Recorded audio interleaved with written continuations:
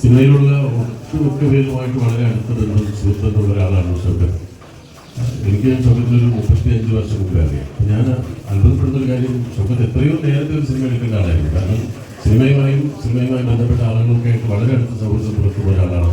അതുകൊണ്ട് തന്നെ എനിക്ക് ചിലപ്പോൾ ഷൗക്കത്ത് ഇങ്ങനെ സൂക്ഷിച്ച് ഭയന്ന് വളരെ ശ്രദ്ധിച്ച് ഇതിൽ നിന്ന് മാറി നിന്നത് എന്നാണ് ഞാൻ വിശ്വസിക്കുന്നത്. ഇപ്പോൾ ഷൗക്കത്തിൻ്റെ മക്കളും ഷിഹാനും ഇതിനുവേണ്ടി സന്നദ്ധരായപ്പോഴാണ് ഷൗക്കത്ത് ഒരു സിനിമ നിർമ്മിക്കുന്ന ഒരു ഘട്ടത്തിലേക്ക് എത്തിയത്.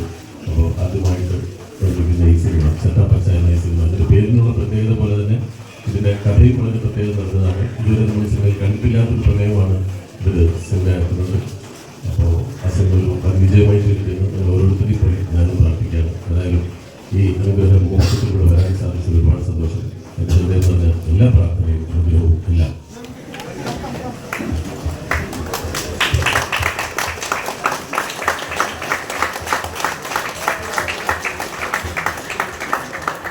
പറയാനുള്ളത്. അയ്യോ എന്താ പറയാനോ, എന്തെങ്കിലും ഒരു ബൈറ്റ്.